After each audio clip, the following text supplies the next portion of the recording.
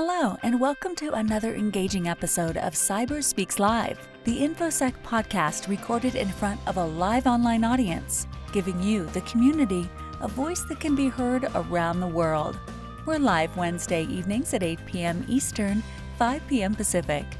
And now it's time for your host, Duncan McAllen.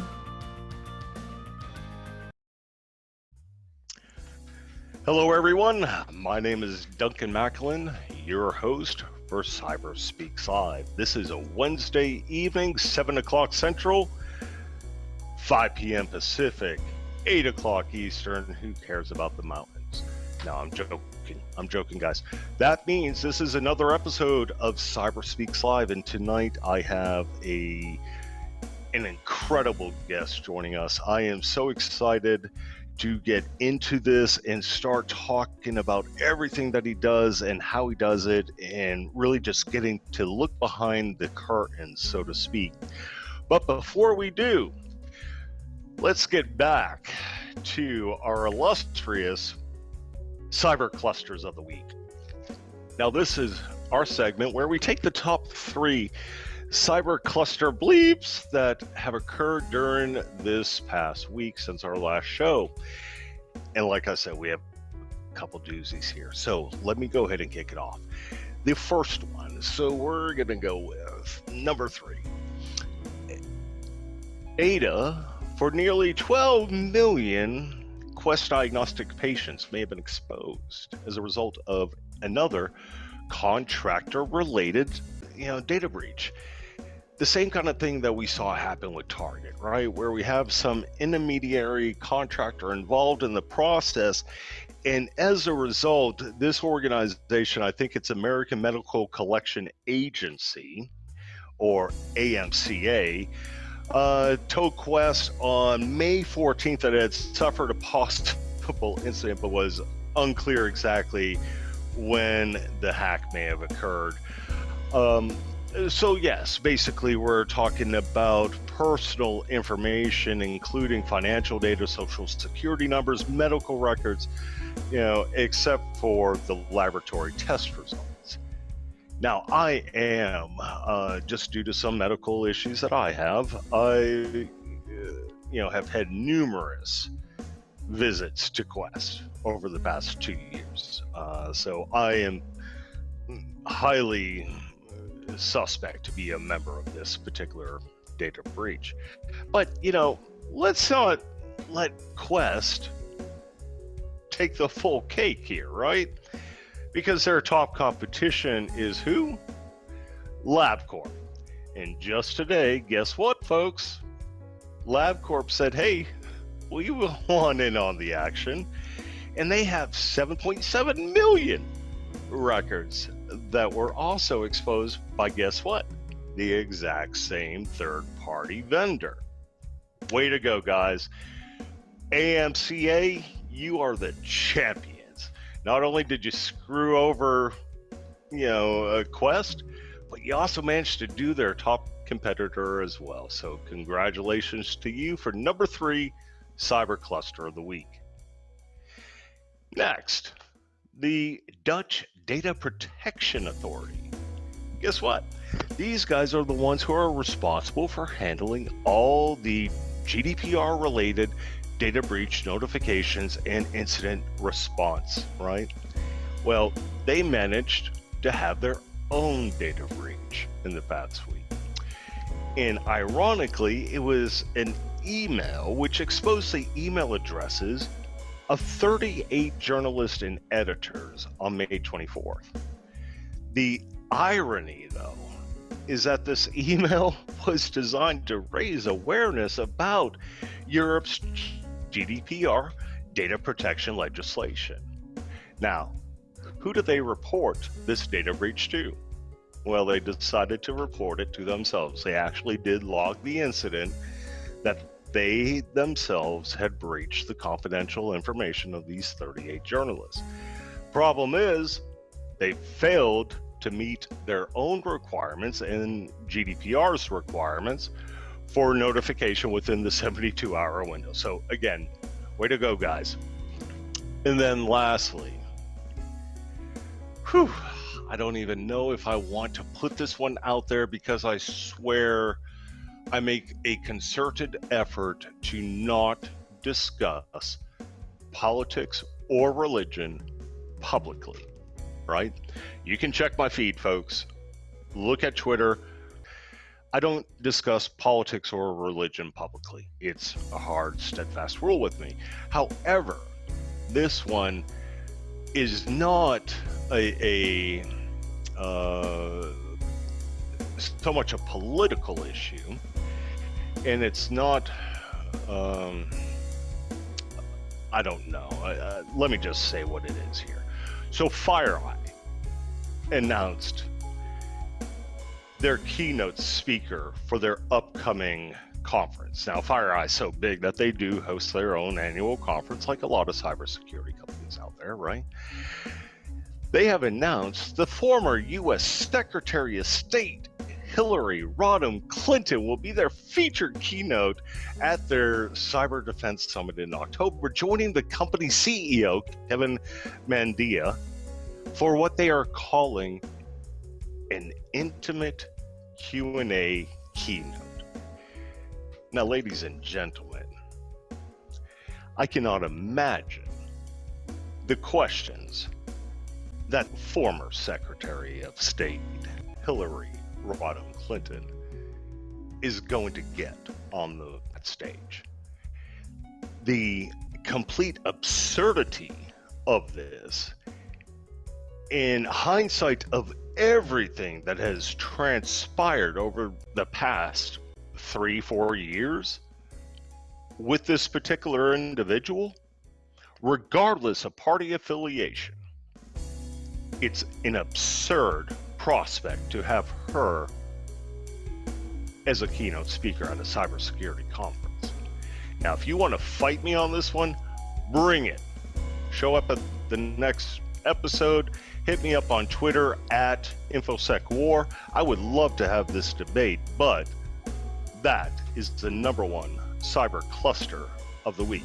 Now, let me go ahead and get into introducing tonight's special guest. And like I said, I am so excited to have him here, to learn from him, just to glean insights, and like I said earlier, to pull back the curtain and see the wizardry that takes place here. So tonight, I am joined by the host of the hugely, wildly popular podcast series, Darknet Diaries, Jack Rhysider. Jack, did I say it right this time? Yep, you got the name right, Jack Rhysider. Thank you, fantastic. So Jack is a veteran of the cybersecurity world, right? He gained his professional knowledge in the industry by working for a Fortune 500 SOC, which is basically a place where threats are detected and stopped, right? And during that time, he was exposed to hundreds of client networks ranging from schools to government agencies, financial institutions, commercial organizations, you name it. Now, Jack is spending his time making this hugely popular Darknet Diaries podcast series, but most recently, and big applause to you, Jack, he just received the European Security Blogger Awards for Best New Podcast Series. And if I had a ballot in that box, it definitely would have been for you, sir. Now, for those that are listening, I caught Jack. It was, I want to say, your 10th episode, and it was on a nation state actor. Mm-hmm. And the moment I started playing that episode and heard the theatrics, the music, and your tone and pitch, and how you were just laying this story out there, and the whole espionage theme, I literally felt like I was listening to a Hollywood produced movie turned into some kind of audio book. That's what it felt like, and I was hooked from right there. And there's just been so many other episodes that are hitting right on the sweet spot with me. We're going to talk about some of them, But ladies and gentlemen, let's give it up, Jack Resider. Thank you, Jack, for joining us this evening. Yeah, thanks for having me on. I'm excited to be here. And, doing something creative where other people appreciate, I highly encourage everyone to do that, because that feeling that you just gave me by giving me such compliments is a high unlike anything I've ever felt in college or anything. It's such a great feeling, and it's pure and it's clean, and it just gets bigger. And I'm telling you, making something that other people appreciate is just such an enormously great feeling to have. So thank you so much for those kind words, because you just boosted me up. Well, you totally deserve every single bit of it, and I'm sure the accolades just keep on coming from all different angles for you and for what you're doing, and the unique approach that you take to communicating the message about cybersecurity, about information security and data protection and threats and where they're coming from, the velocity of them and the veracity of them, right? So I have to give you some credit for what's taking place right this very second. It was, like I said, that episode 10, and you're about to publish, if I'm correct, episode 40, is that right? Yeah, we're on episode 40 now. Right, and you're doing these every 2 weeks, if I'm correct. So this is a major commitment that you've had over the past, what is that, year and a half, 2 years? Yeah, almost 2 years, sure. It's been really a big deal. It takes a lot of effort, probably 30 hours, maybe up to 70 hours per episode to make each one, because there is so much research that goes in, and there's so much technical, talk that I have to somehow break down as simply as I can. And then, finding the people to get to interview, and then putting in the music and doing the editing. And most of the time, the first draft is totally thrown in the trash, and I've got to just do it again. And it sucks that you have to thrash through that stuff to make something great. And it's like, wow, what a waste of time. I have to start from scratch. But really, that's what it takes to make something better. I hear you, because of course, I don't go through anywhere near the length or the amount of post-production editing that you do, but I can totally get it. I was just having a conversation with my wife, where I had to trim 9 minutes out of our previous episode. It just went too long, and I had to get it back into about an hour time frame, which is the top end of what I'm looking for with this podcast series. We want to keep it around that 30 to 45 minutes. 45 minutes seems to be about perfect, because we're trying to hit those commuter hours. We're trying to hit those lunch hours. We're trying to hit that, I just want to listen to something to help put me to sleep, So that 9 minutes of editing took me over 2 hours to be able to just wind it down. And I can't imagine the amount of editing that goes into some of your shows. So let's talk about it. What inspired Darknet Diaries? I know you were working in a SOC, and from my perception, based off of the bio that you sent me, it sounds like Darknet Diaries is your full-time effort now, right? Yeah, that's right. I did. I quit the InfoSec gig, and now I'm doing I'm running a media company basically. But right. How it went out. Here's what went down. I've always loved computers. I've liked security for the last 10 years. Okay, and then I love podcasts and good storytelling. So I listened to a lot of podcasts, security ones and also storytelling ones, and I thought, where's the one that combines these two, where there's a good hacker story and is told in a good storytelling way, but is very technical and factual and almost like a documentary, and it takes you there on the scene because we interview the people who were there and that kind of thing, and that just didn't exist.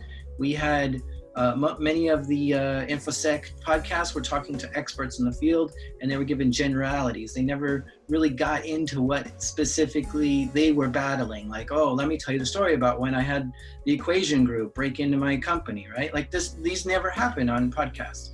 And so I wanted to hear that. And then the other thing I wanted to hear was, let's revisit some of these old threats that we had many years ago, like some of these old threats. Like, what happened? Was there a fork? Were they fixed?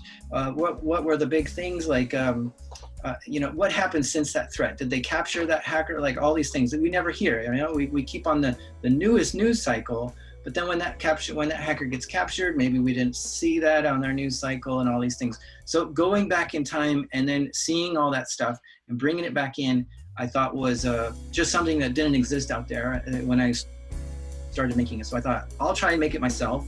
And I read a whole bunch of books on the subject of storytelling and podcasting, and probably spent like 5 or 6 months trying to figure out how to do this, and made one, showed it to a few people. They loved it, and they said, do it, go. We want to hear more of this. So, I spent another 6 months or so doing it, and then I just got burnt out at work. It's just, 10 years of being there, new management, tired of it. Decided to take a 3-month break, work on the podcast during that 3-month break, see if I can make it into something, worthwhile. And during that time, it started making some money. So I thought, okay, I think everyone wants me to keep working on this because my audience just wanted more of it. So I added some ads in there and made it sustainable so that I could work on this full time. And here we are. It's 39 episodes in and bringing a full-time income. Excellent. So what is your active audience right now? How many typical subscribers do you have? It's hard to measure that specifically, but an average episode gets about 80 or 90,000 downloads per episode. I see Alberto in the chat here, and his episode that we had about 85,000 downloads so far. So some of them have gone as high as 100,000 downloads. But yeah, somewhere between 80 and 100,000 is pretty much where we're at. Yeah, now we're going to get to Alberto in a minute. I've actually invited him to participate in tonight's podcast. I did think that was just an amazing story. So many parts of it, you're just sitting there shaking your head. But like I said, we'll get to that in a minute. So walk us through a day in the life. What is it about a particular story or an event, whatever the case may be, that says to Jack, yeah, this is something that I want to do an episode on? How do you make that selection? What is the criteria? Yeah, so there's a lot of things I'm looking for. And I kind of straddle three different legs here on my show. I'm partly a news show. I'm partly a educational show where I teach you about, a technology and maybe a little bit of hacking. And I'm partly a storytelling show where it's entertainment. And so those three things have to exist, right? It has to be a little bit educational, a little bit, it has a good story, and a little bit maybe some news. I don't know. Maybe we can cut the news out and that's fine. But the thing that I'm looking for is it a good story? Do we have strong characters? Do we have good twists? Is there a beginning, a middle, and an end? Sometimes I'll catch a story and well, the guy hasn't gone to trial yet or something, and I'm like, well, we need the end. So I'm just going to hold on this until we have an ending. And that was this situation with the latest episode, 3-Alarm Lamp Scooter. I had that written out in January, but his trial was just last month. So I had to wait till his trial before we could know if he's guilty or not guilty. And then, then I can make an episode. So that seemed to be the logical time to release it, is when there was an end. And another thing is, my show kind of differs, like I was saying earlier, is I don't like to bring experts on very often. I like to bring the people who were there. And so if I can get somebody who actually experienced this, then I have a much more compelling story, because now you got the person who was there, and now I can get that emotional response that they had from getting in or being hacked or whatever it was that they experienced. And that's how we connect with other humans, is when we hear the human that was there tell us that story. And that's when we stop whatever we're doing and just start staring at the radio, like, I can't believe this, I'm hearing this person say that. That's the most unbelievable audio I have, is when somebody admits to what they've done, and it's just really, really incredible. And some people come to me and say, oh, this person did something so terrible. Why are you giving them a platform to speak on or something? Because, a lot of hackers do really terrible things. But I think that's the thing of every episode, is there's always a villain in every episode. And if I had the hacker speak in every episode, you will probably hate them every single time. unless they were hacking for some really good reason that you know, they appeal to your senses. But still, somewhere there's always a villain. And yeah, that's what makes the audio also good, is because, you know, you got these people that you might hate that you're listening to, and you're like, gosh, I hope they get caught. I hope they get caught. I hope they get caught, or something. And you know, we go through all those emotions while you're listening to it. And the other thing is I like to do is this big theater of the mind. You know, is there a place that I can take you to? Is there a you know, setting, a location or something where you can picture it in your mind, and maybe I can use music or something to take you there, because that's what you're saying, is it felt like a big cinematic experience, but there is no cinematic experience. There's nothing to see. It's a podcast only, so it's all in your mind, that cinematic experience. And I think that's so powerful. The mind can do that, and I just love giving people that experience to escape or wherever they're at. You can be washing dishes, and at the same time you're in this basement hacking with, you know, in the world. It's crazy to have that experience.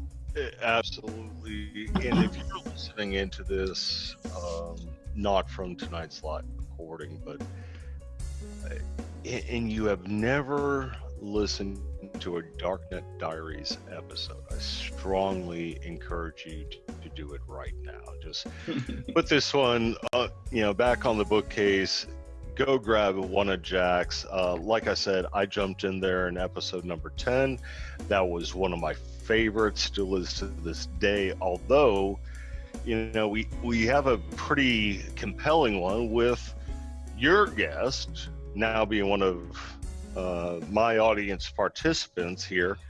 But I want to talk about episode 25 just for a few minutes, because it wasn't just this person's story that you outlined so perfectly, and you put it out there. You know, you said, hey, listen to this guy's story, decide for yourself whether or not he's a criminal, right? And the guy did go to jail, did go to prison, or whatever it is down there in was it Ecuador? Yeah, I think it was. No, it's not Ecuador. It's Montevideo. So that is Uruguay. Uruguay. My apologies. So,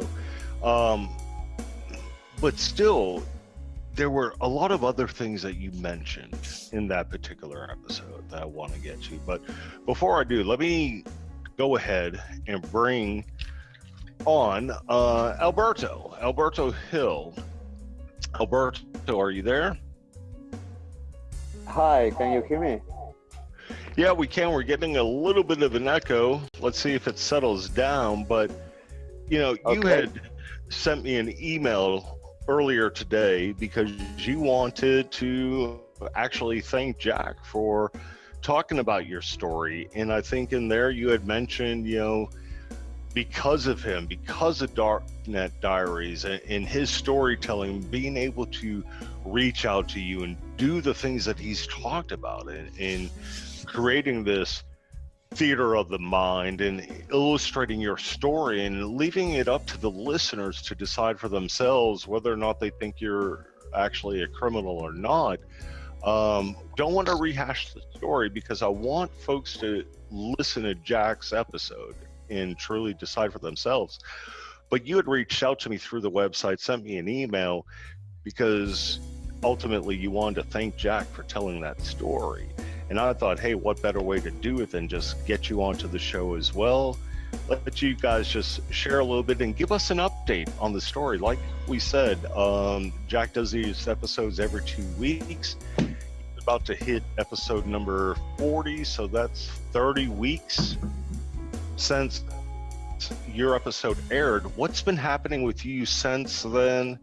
And I'll just turn it over to you, let you give your gratitude to Jack, and then just kind of give us an update on your situation. Well, thank you for having me here.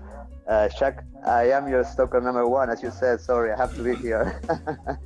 And the thing is that the system here is very, very slow, but many things have happened because I was able to access to the file of my case, and there are so many things that makes the story even crazier than it was told by Jack. You know, really, we're just looking for a quick update to kind of get where you're at today, what's going on in your life. I understand that you got a new job after you were released. Is that right? Yeah, I got it was incredible. I was talking to this in another podcast the other day. In my case, I mean, unlike any other criminal which is released from jail, that is very hard for the person to get a job. I mean, in my case, and in most of cases of computer-related crimes, it's like an add-on. You mean you are more valuable for the market, and I was offered for a pen test position in a company, but which basically it was fine because I could work from my house without having to go to an office and do 8 hours, you know. Yeah, right. That's always a plus. So yeah. Let's do this then. Did you have any final words for Jack before we get back into the podcasting series? No, I just want to mention that he, as you said, he's doing a great job. He's been rewarded because of the amount of listeners he's having, and I am sure that this is just the beginning. He will get much more listeners, and he will succeed. He deserves that. He's doing a great job, and this is just the beginning, Jack. So congratulations. You know, I really appreciate what you did covering my episode. So thank you very much, Jack, on it. Yes. I hope all the best for you, Alberto. Thanks for everything as well. Now, Jack, there were some points that you had made during that episode that I recall. You know, part of Alberto's situation was related to the kits and gears and supplies and dress and stickers and all the stuff that goes into kind of our culture, right? Our hacking culture. And, you know, the police viewed all these items that they had taken out of his apartment as evidence in clear cut. He must be a malicious actor. He must be one of the black hats. He must be guilty, and pretty much held him out there as such from day one, from minute one. And you called into question, you know, why do we do this? Why do we sit here pretending to be the white hats and being the good guys, and yet we're so immersed into this black hat hacker culture, going to the cons and being in the meetups and wearing the kits and having the stickers on our laptops and all this stuff, right? Yeah.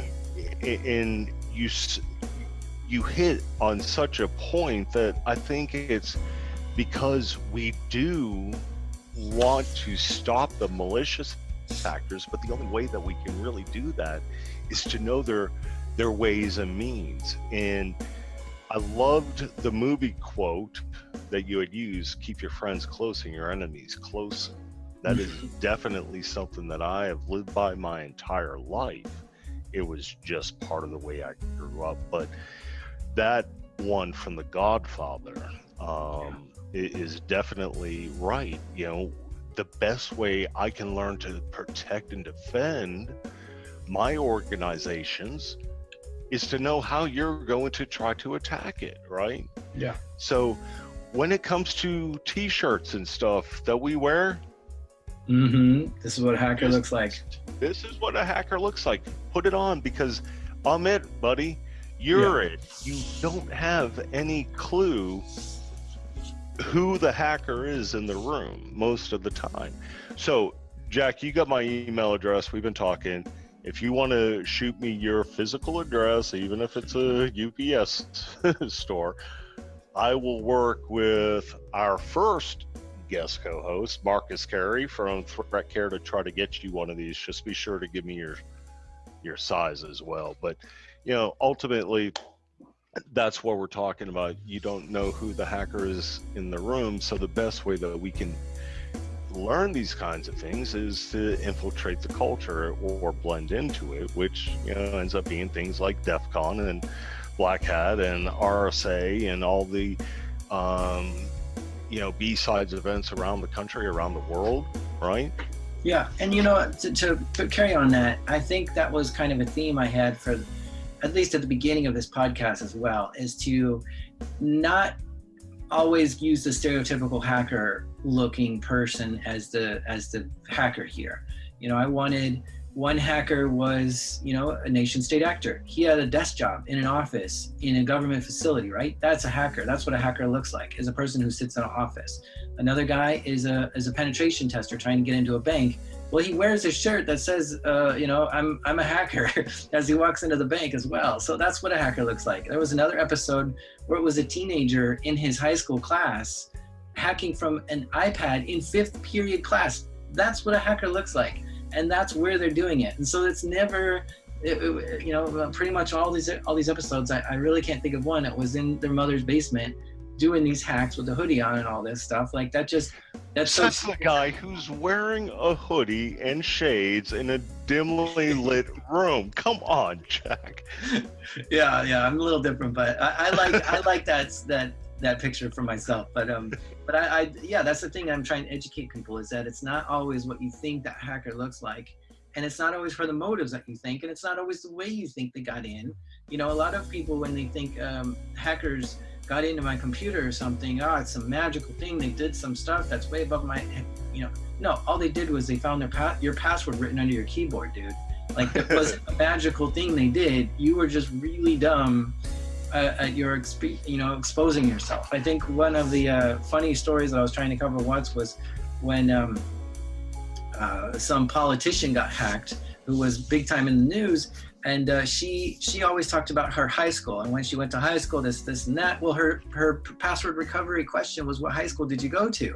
And when she's on CNN talking about her high school, and her password recovery question is her high school, that's not magic on how to hack into her. You know, that's very simple. Of like, well, you just said your password recovery question on TV. Right. So let's see if that works to get into your email address. And if they're not doing it by that means, then they're putting it on social media through their LinkedIn profiles, through Facebook, you know, somewhat to a lesser extent Twitter, just because there's not as much there in the bios, right? But and to bring it back to Alberto, you know, he looked like a hacker in every sense of the way, but he wasn't the actual one. You know, like somebody else did the crime that he got in trouble for. And that's what's really special about his story, is like, okay, we finally find the person who looks like the hacker, but it's not him. So I think I've been pretty clear about my favorite episode, but do you have a favorite episode? It's always the one I'm working on next, because I'm so excited to show you. But I think in this case, I have a legitimate reason. You know, I'm working on this one with, I got so many of the actual hackers. There was like a group of hackers that got into these companies, and I got so many of them to actually talk to me. And I'm in the middle of production on it right now, and it's sounding so amazing and so great. And the story is 1,000 times as crazy than you could ever imagine a story to be. And so this one is definitely going to put me, like, it's going to raise the bar 10 times bigger than it's ever had before, because it's even a 2-part episode. And that's the one. Really? Yeah, it's really a long one, because it's just got so much stuff jam-packed in it. I talked to so many people for over for hours, you know, each, and trying to cram that into 1 hour long episode is just not going to work. So I need 2 hours to tell the whole story. And yeah, that's definitely going to be my favorite, because I mean, I could fall on my face through the whole episode and it would still be great. That's how good it is, you know. Like I have a good running start with it, because it's just such an amazing group of people who are telling it, and I'm just there to make sure it doesn't, you know, crash, and I think it'll be the best. So let me ask you this, because that does sound incredibly interesting. But looking back over a lot of the episodes, I gotta ask, how do you get people to work with you, to give up the goods, to tell the stories and be the, I don't want to say whistleblower, but to a certain extent. Yep. How do you get them to cooperate? Yeah, so for the first 10 episodes, I was nervous as could be about asking people, tell me that most painful part of your life. Let's go through that all over again, okay? Let's go step by step. And let me back you up whenever I want clarification on what that, terrible feeling felt like. Let's go into that for like a few more minutes and talk about how bad it was. Like, how bad did it get? Oh, that doesn't sound so bad. No, really, wasn't that bad? Let me, twist that knife a little further, Like, I was so nervous to go in. Add some salt. Yeah, it just felt like it was the most terrible thing. And what am I doing it for? Just for a little entertainment so few people can listen, right? But I'm telling you, it somehow was opposite. Every time I went through that, it was opposite. And the person would talk about how they felt like it was a therapy session for them. And they felt so relieved, like this is the first person that ever actually listened to their story and cared about it. Because when I am going through it, I'm like really into it. I'm really listening to it because I'm blown away myself. And we just get connected in there. And so, I had to get over that fear to begin with. But then when I got through there, then I just knew, like, I also had a few stories that kind of tested where my bounds are, Am I going to be a whistleblower? Am I going to be hiding, some some hacker on the run? I had to learn a lot about journalism and ethics and discover where my lines are, and understand what the laws are and all that stuff. But once I figured all that stuff out and I had the confidence to be able to ask hard questions, then it was easier for me to just find the people and clearly say what it is I'm after. Like, I want you to tell me your story about that time that you went to prison for 3 years and what you did to get there. And I want to, play it for everyone on my podcast. Are you willing to tell that story? And just be open and honest from the get-go, because the more I am with that, the more they understand what they're getting themselves into and stuff. And, when they listen to an episode and they understand how I take it, and I go through each step of it, and I'm not trying to take any sides on anything. I'm just trying to document what happened. And then a lot of people, agree to it. They're like, okay, I'll tell it. Or, actually, most people don't even respond. They're just like, I don't know what, and no way would I ever tell that story. And I'm like, well, there's a million articles on it already. So, I could tell the story for you, but I would better if you could tell it for us. Another thing I look for is conferences. I listen to a lot of conference talks because they're recorded and uploaded to YouTube. And if somebody tells me a story that they experienced during a conference, it's already out there. Might as well just tell it to me again on the podcast. And I've caught a few episodes just from that alone. Come into your mind theater and have a seat. Yeah, because I can improve their storytelling just a little bit, I think. That's my theory, right? It's like they might not be good storytellers. I could bring it through my filter, make it a great storyteller. Story. And you are very gifted in that regard. I will bow to your greatness. I don't pretend to be a great storyteller. I think I'm a good conversationalist. I think I'm a good bullshit artist. Now I'm going to have to add editing at, the 42nd minute into this. But I think what you were just saying about the storytelling, and it fits into one of the things that you had sent over about something you would like to talk about. And that's how we need to share more of these stories about the battles that we're facing, even if it is involving a sensitive situation, that we can still share what we went through, just redacting the content, right? Yeah, exactly. One of the things I started doing when I first started an InfoSec career is blogging about all my lessons learned, all my failures, all my things that Google didn't have the answer to. I got to figure out how to fix this, or all the problems that I hit. And, I was blogging about like a particular problem that I had with a particular client and all these things, but I scrubbed out all the IPs. I didn't talk about the client's name. And so it was a problem that was probably shared amongst many other people, this firewall issue or this threat that hit or whatever it was. And sure enough, other people had that same exact problem. We just didn't like the client. What does it matter what the client name is or where location or city it was in? It's the same exact threat that they're experiencing too. And so, yeah, sharing that helps us all. And there's so many people who I tap on their shoulder and I say, hey, I know you have these good stories. I've heard, these are some of the things that you took care of.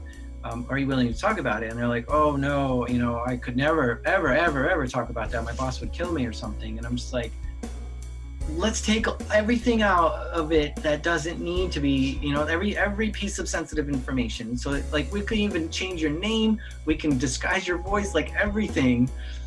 Then could we talk about it? No, we still can't. Why not? Because it's completely anonymized at this point. So some people are just so dreadfully afraid to talk about anything, even though they're not under NDA or, and they're not going to discuss anything important, but they're just so scared of it. And I think that's a mind shift. I would like to see more sharing out there of that personal experience that you went through to handle these terrible threats that you took care of, or, whatever it was. Because I'll tell you what, I have an easier time finding hackers, illegal criminal hackers, to tell me their story than I do blue teamers who are willing to talk about a threat that they faced. For some reason, if they're so embarrassed of it, they're so scared to talk about it, they can't, like, it's so tight-lipped. If there's a breach, if there's a problem, there's no way that they're allowed to talk about it ever. And I think that's such a tragedy when I'm facing that same problem and I want to know exactly how you handled it and you will not tell us.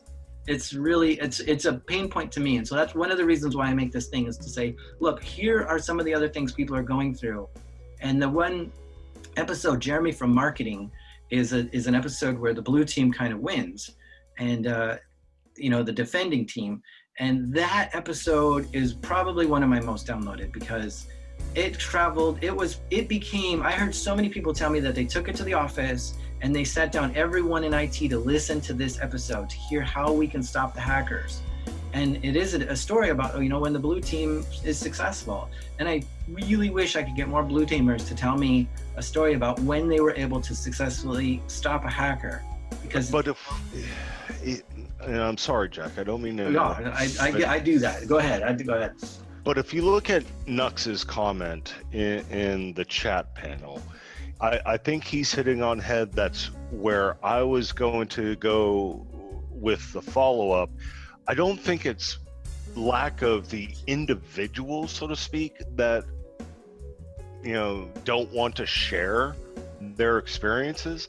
I think it's corporate mandate, dude. I think it is this fear that if they divulge any information about the incidents, regardless of whether or not it's going to be redacted in post-prod, there's a distrust in, if I do share this information with you, after I leave this room or after I close this laptop, I don't control that flow of data any longer.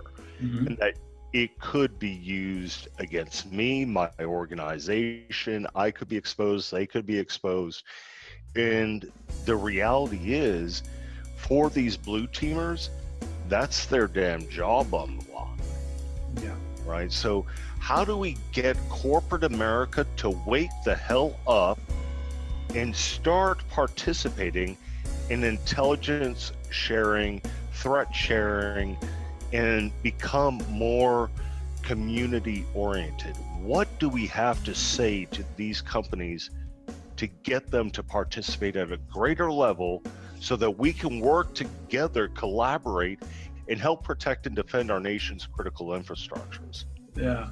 Well, I one little rebuttal there, and then I'll answer your question, is like, I didn't get corporate approval when I started a blog. And I started blogging about my clients' security issues, right? I just went for it and scrubbed out the data, and I never got in any trouble for it. In fact, my manager really liked the blog and would use it sometimes to look things up.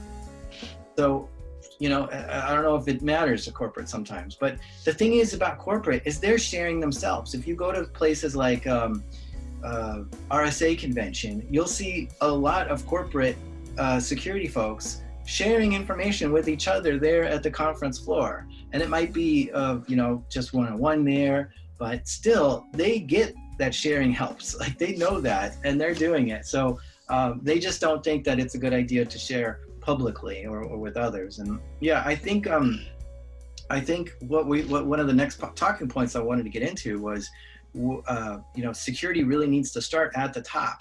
And the more that we can have security, the senior leadership get into making security an important factor here, it trickles all the way down the line, because I don't want to be that person pushing the boulder up the hill trying to teach everyone that security is important, because it's never going to get up the hill.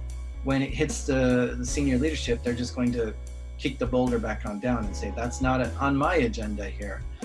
So it really needs to start up there.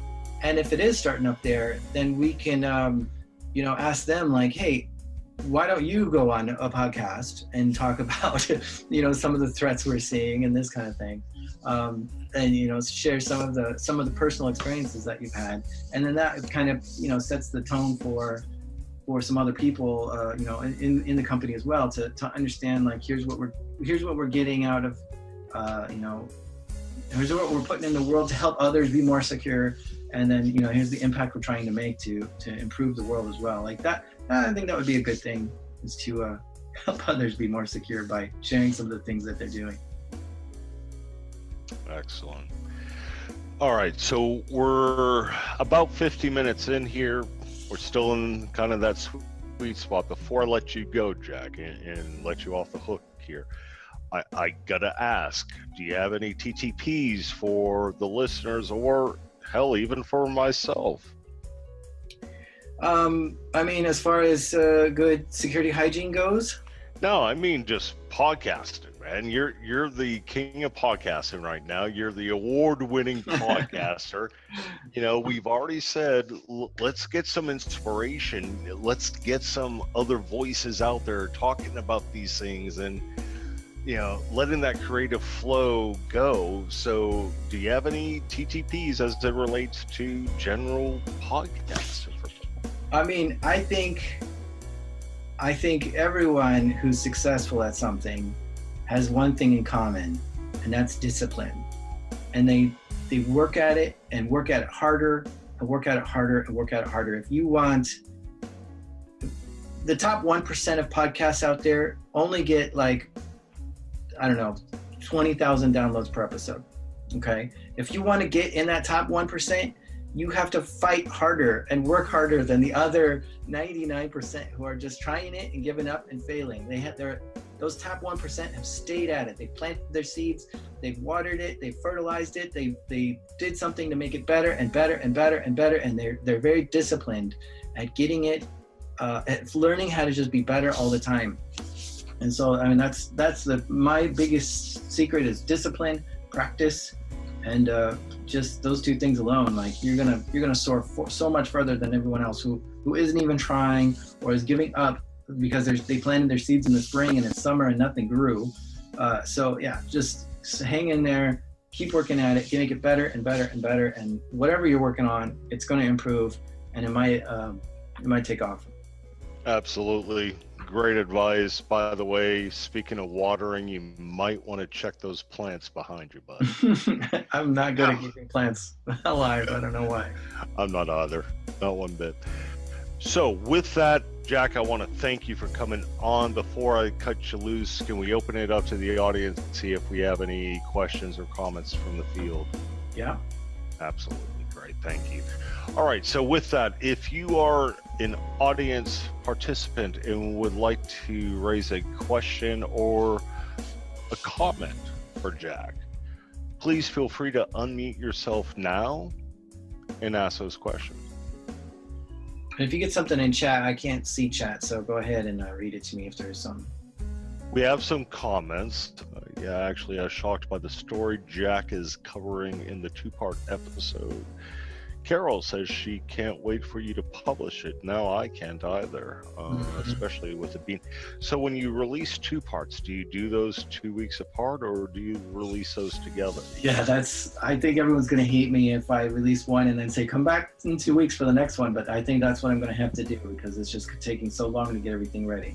Hey, build up the drama, right? Yeah. Build that in. It's worth the wait. This one's going to be good.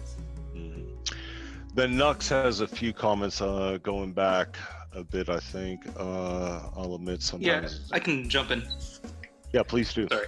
Okay, so It was really dealing with the, I brought up some of us are I'm a former blue teamer. We're a little bit afraid because oftentimes we don't want to lose our job, right? And it might not even be a distrust. It's not that we're not trusting you with the information. It's just there's this admittedly irrational fear that what if somebody else I know listens to this podcast and somehow ties it back to me. Mm-hmm. Even as much as you scrub it, as much as we try to remove ourselves from it personally, there's still that fear that like, oh man, what if somebody hears this and says, hey, wait a minute, we dealt with that last week. I know exactly what that is. Yeah. Yeah, and that's a good question. But some people have a legitimate reason why they can't share things because there was a story just recently that some former NSA agents shared something with Intercept, and they are facing up to 20 years in prison because they shared that kind of information. So yeah, some stuff has some serious consequences, and I'm not saying that stuff needs to be shared. But after all that stuff that has no consequences, all that stuff that has, take all the consequences off. Is there anything that you can share after that? And that's the stuff that I think is worth, like, even if someone heard you, and they could say, yeah, I know that person, and I know that situation, and yeah, what they said was perfectly scrubbed, and I had nothing, nothing to like worry about after hearing that. Like, is that an issue to you still? Yeah. No, actually, I believe, if I'm not mistaken, they wouldn't be able to admit that they knew what was going on either. Isn't that right, Duncan? I mean, you might know a little bit more about when you have to deal with, information that's secret or classified, or I think they wouldn't be able, they'd have to self-report or something like that if they admitted that they knew that was classified. Yeah, that's going down a rabbit hole. I don't want to get my name behind publicly, but yes, there's typically, TLP, traffic light protocol, right, which says where and how information is able to be shared. There's also data classifications. Now, this is normally dealing with DoD type organizations or the largest of enterprises that have fully vetted out security teams that are going to dictate what kind of information can be shared and with whom and by what means, right? But yeah, that's all I'm going to say on that matter, because I don't want to sway folks in the wrong direction, end up being the cause for them getting terminated or prosecuted. But we are hitting up on the top of the hour again. Fantastic episode, Jack. Thank you so much for coming on. Can I ask one last question of you? Yeah. I'm just going to call it as it is. You're a journalist. You're okay. A journalist that happens to focus on InfoSec at this point in your life. Now, I'm just going to call it as it is. As a journalist, are there any special tools or resources that you recommend to folks to be able to secure their collaboration and communication with other entities? So yeah, communication.